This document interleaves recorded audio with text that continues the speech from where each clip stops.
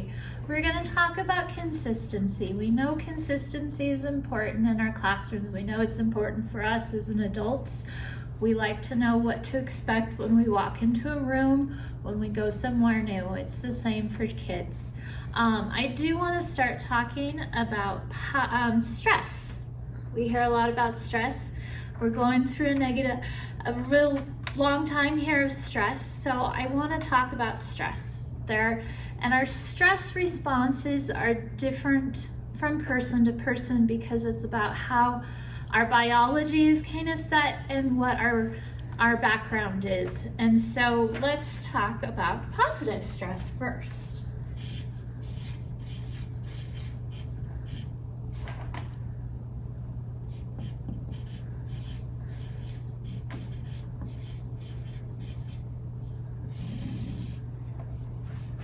It's called positive stress because we all need a little bit of stress to be able to grow and do new things. We know that doing something new causes stress.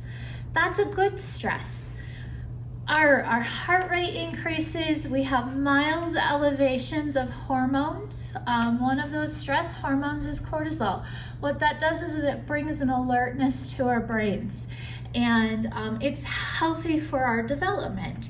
So something positive is like going to a new building. For little ones, it's maybe getting their immunizations at the doctor's office. Positive stress is good. And then there's tolerable stress. Tolerable stress is positive stress, but it's at a prolonged rate.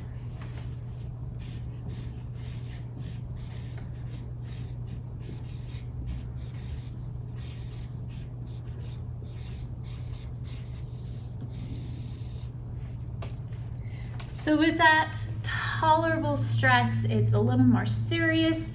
You have higher elevations of the stress hormones in your bodies going for longer periods of time. And it can be longer lasting and more severe. For example, an injury, falling down, breaking an arm, breaking a leg, or the loss of a loved one.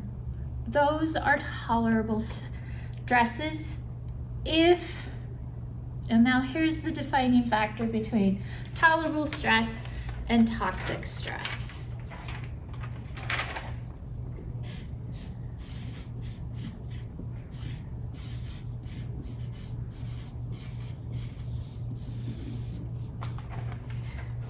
Toxic stress is when you have the prolonged elevation of your stress hormones, the stress response, and the absence of protective relationships.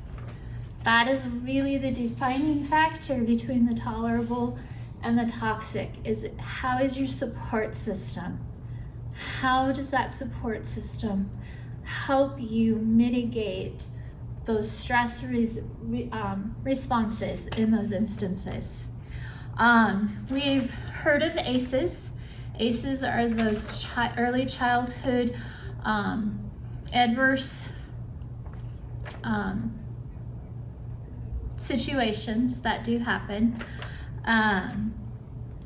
And those are the toxic stress. So that's if you have a caregiver who has mental illness, or if there's domestic violence in the home. Those things cause stress in ourselves as an adults and in the children. And that's where our role as teachers with them in our classrooms is so important, in that we can be that relationship that will mitigate the toxic stress into a tolerable stress.